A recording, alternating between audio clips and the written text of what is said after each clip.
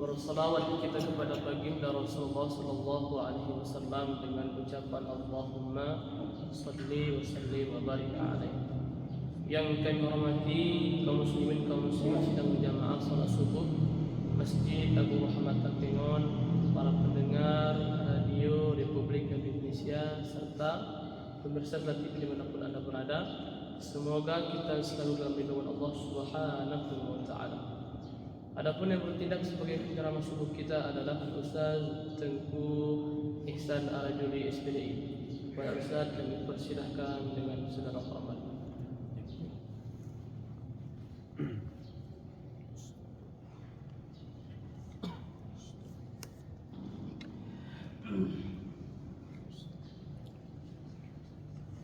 Assalamualaikum warahmatullahi wabarakatuh. Waalaikumsalam. Alhamdulillahilladzi khalaqas samawati wal ardh wa ikhtilafil laili wan nahar la haula wala quwwata illa billahil aliyyil azim. Asyhadu an la ilaha illallah wahdahu la syarika lah wa asyhadu anna Muhammadan abduhu wa rasuluhu la nabiyya ba'dah. Allahumma fasalli wa sallim ala hadzal nabiyil karim war rasulil azim sayyidina wa maulana Muhammadin wa ala alihi wa ashabihi rasulillahi ajma'in. Qala Allah ta'ala fi kitabihil karim a'udzu billahi minasy syaithanir rajim. Bismillahirrahmanirrahim. Wa in kuntum fi ghaibin mimma nazzalna ala 'abdina fa'tu bi suratin min mithlihi wad'u syuhada'akum min dunillahi in kuntum shadiqin ila akhiril ayah. Shadaqallahul azim. Puji dan syukur selalu tercurah kehadirat Allah Subhanahu wa taala atas limpahan rahmat taufik karunia-Nya kepada kita semua, sehingga kepada kita masih dapat berhadir di masjid yang mulia ini dalam rangka berubudiyah kepadanya melalui salat subuh secara berjamaah. Salawat dan salam kepada penghulu alam Nabi besar Muhammad sallallahu alaihi wa alihi wasallam. Allahumma salli ala sayyidina Muhammad yang telah bersusah payah Nabi kita menuntun kita umatnya, mengeluarkan kita dari alam yang gelap gulita kepada alam yang terang benderang dengan syariat yang dibawanya. Ta'zim dan kemuliaan kepada para tengku-tengku alim ulama, pengurus Masjid Agung Ruhamah, para pemirsa Salat TV dan para pendengar radio Republik Indonesia Takengon di mana saja berada. Tengku-tengku majelis subuh yang dimuliakan oleh Allah Subhanahu wa taala. Suatu ketika datang seorang pemuda menghadap Rasulullah sallallahu alaihi wasallam dan mengajukan perkaranya kepada Nabi besar Muhammad sallallahu alaihi wasallam. Ya Rasulullah, saya mengerjakan apa yang diperintahkan oleh Allah dan apa yang diperintahkan olehmu wahai Rasulullah. Artinya saya sholat, saya mengerjakan puasa, saya mengerjakan amal sholihat. Kalau seandainya saya, ya Rasulullah, diwafatkan oleh Allah Subhanahu wa taala suatu ketika, apakah saya masuk surga ya Rasulullah? Jadi orang ini bertanya kepada sumber hukum. Jadi kalau kita di Islam ini sumber hukum dua, Al-Quran dan hadis Nabi besar Muhammad sallallahu alaihi wasallam.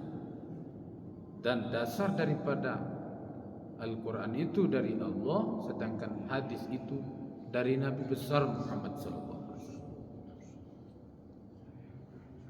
Jawaban Nabi besar Muhammad sallallahu alaihi wasallam atas pertanyaan salah seorang pemuda ini kepada Nabi besar Muhammad sallallahu alaihi wasallam, masuk ke dalam surga.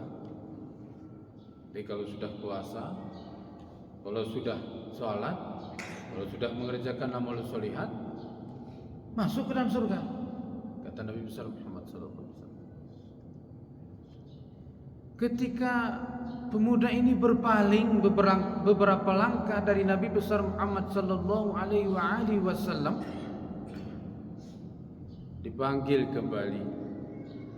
Karena mungkin barangkali jawabannya sudah menyebabkan kegembiraan tersendiri bagi seorang pemuda ini. Kemudian dia berbalik arah, ya Rasulullah, terima kasih atas jawabannya ya Rasulullah, dan saya mohon izin untuk kembali lagi ke rumah saya ya Rasulullah. Ketika beberapa langkah dari Nabi besar Muhammad sallallahu alaihi wasallam, dipanggil kembali, ya Muslim, fata'al, kembalilah kamu ketika menghadap, kecuali kata Nabi Muhammad tidak ada utang. Yang tadi jawabannya masuk ke dalam surga, kemudian dia berbalik arah kembali ke rumahnya, dipanggil oleh Rasulullah Muhammad sallallahu alaihi wasallam, ya Muslim, kembali menghadap, illa, terkecuali kamu tidak punya hutang. Berarti secara tidak langsung ibadah sholat kah namanya, ibadah haji kah namanya, amalus sholihat apapun yang kita kerjakan, kalau kita masih memiliki kewajiban kita, muamalah kita terhadap saudara kita, besar kecilnya itu pada hakikatnya itu bergantung kepada pintu maaf. Ada orang yang berhutang itu banyak, tetapi ketika kita memohon maaf kepada saudara kita, dimaafkan, maka selesai perkara itu. Hubungan kita dengan saudara kita itu dalam masalah hutang piutang. Ada pula yang dihutangkan itu kecil jumlahnya, tapi kalau tidak ada pintu maaf daripada saudara kita, itu menghanguskan amalus sholihat kita yang banyak. Zikir kita tergantung kepada hutang yang sedikit itu. Sholat kita demikian, puasa juga demikian. Begitu pentingnya, sehingga Rasulullah sallallahu alaihi wasallam memanggil kembali seorang pemuda tersebut, illa, terkecuali kamu punya hutang. Maka semua ibadah-ibadah itu tergantung kepada hutang itu sendiri. Di lain waktu ada kembali seseorang menghadap Nabi besar Muhammad sallallahu alaihi wasallam. Ya Rasulullah, saya dalam hidup ini ya Rasulullah selalu melakukan perbuatan-perbuatan yang tidak dikehendaki oleh syariat. Artinya ketika engkau perintahkan saya sholat, saya tidak mau sholat. Ketika engkau perintahkan berpuasa, saya tidak mau berpuasa. Tapi hari ini wahai Rasulullah, saya ingin bertobat ya Rasulullah.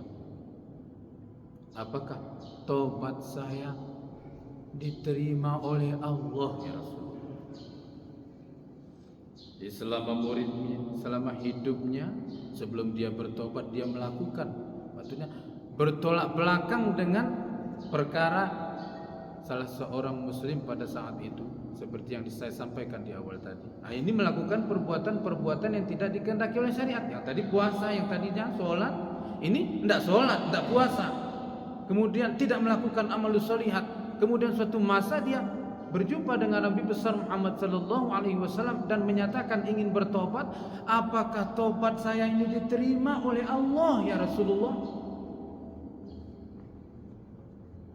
Diterima, kata Allah. Kata Nabi besar Muhammad sallallahu alaihi wasallam, diterima tobat kamu. dengan kegembiraan yang begitu besar, sampai-sampai dia tidak minta izin kepada Nabi Muhammad sallallahu alaihi wasallam berbalik. Dipanggil kembali oleh Nabi besar Muhammad sallallahu alaihi wasallam. Ketika dia menghadap di hadapan Nabi Muhammad sallallahu alaihi wasallam, illa terkecuali kamu tidak berdusta. Jadi kalau orang bertobat kemudian dusta pun jalan terus, maka tobatnya tidak diterima oleh Allah Subhanahu wa taala. Karena kita hidup di zaman ini dengan pergolakan nilai, berdusta saja itu merupakan bagian dari usaha. Jangan pula kita beranggapan di hari ini yang namanya usaha itu orang kerja kantoran, petani, pegawai dan sebagainya itu merupakan usaha. Berdusta saja itu juga merupakan suatu usaha. Sehingga dengan berdusta itu dia bisa mendapatkan sesuatu. Maka ketika orang bertobat, kalau dia masih berdusta, maka dikeragui tobatnya itu diterima oleh Allah Subhanahu wa taala. Ada seseorang bertanya, "Ya Teguh, ada salah satu hadis, bunyi hadisnya yang diriwayatkan oleh Imam At-Tirmizi, ma min muslim yamut yaumal jum'ah aw lailata jum'ah illa waqahu Allah fitnatil qabri." Ya, jadi hadis ini diriwayatkan oleh Imam At-Tirmizi, tetapi hadis ini kalau kita tidak memahaminya, dia akan berlaku umum, padahal dia berlaku khusus. Siapa saja yang diwafatkan atau diambil oleh Allah Subhanahu wa taala nyawanya yaumal jum'ah, pada hari Jumat, au lailata jum'ah, atau pada malam Jumat itu, illa waqahullah, terkecuali Allah Subhanahu wa taala menghindarkan dia daripada azab kubur. Ini konteks hadis ini kan betul ini.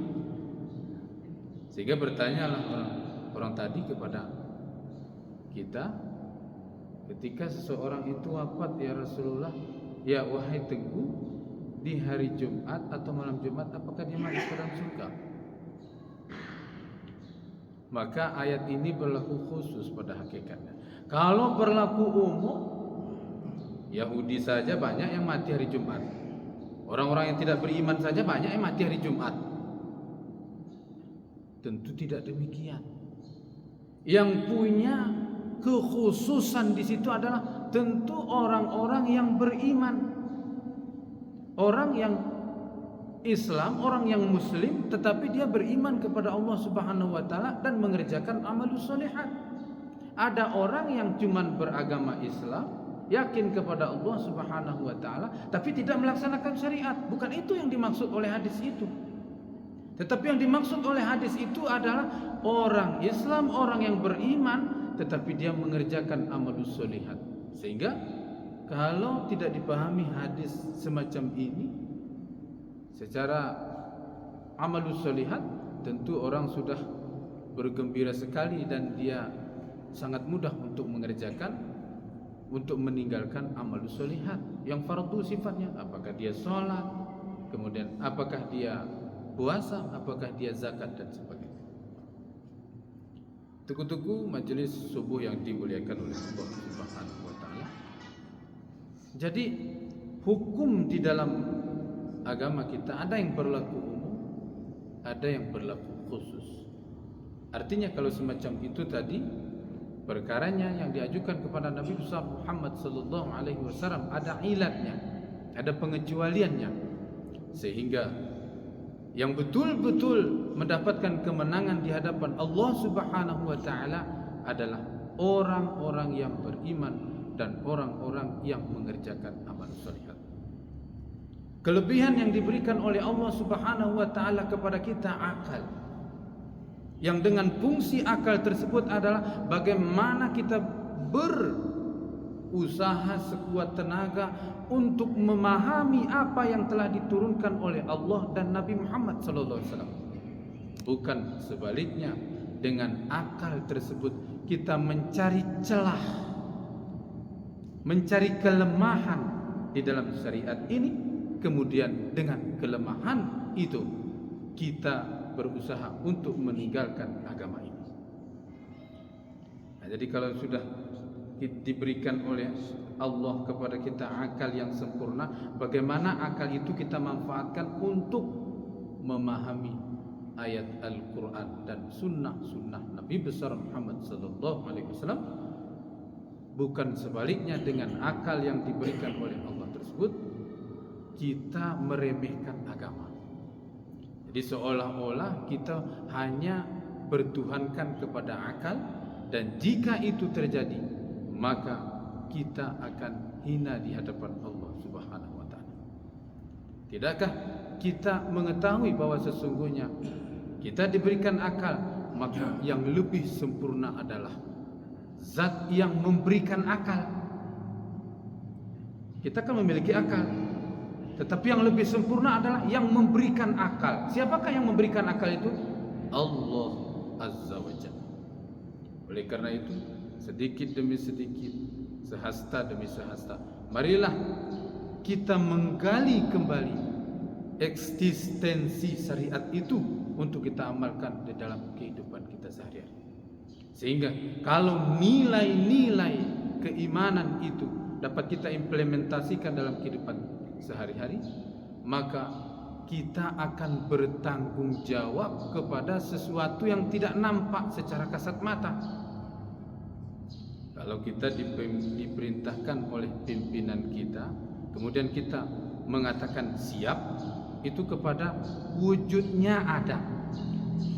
Ini persoalannya kita bertanggung jawab kepada suatu zat yang wujudnya ada tapi tidak nampak secara kasat mata. Allah itu ada tapi tidak nampak dilihat oleh mata. Malaikat itu ada tapi tidak nampak dilihat oleh mata kita. Tetapi kita bertanggung jawab terhadap apa yang kita kerjakan terhadap dua hal tersebut, kepada Allah dan kepada malaikat. Jadi kalau kepada yang zahir saja kita mengatakan siap, maka orang yang beriman itu adalah kepada yang tak nampak pun dia akan melaksanakan apa yang diperintahkan oleh Allah dan menjauhi apa yang dilarang oleh Allah Subhanahu wa taala dan Rasulnya. Jadi mudah-mudahan kita selalu dalam keadaan istiqamah, baik lahir kita, batin kita, sehingga ketika kita menutup riwayat kehidupan kita di dunia ini selalu dalam keadaan husnul khatimah.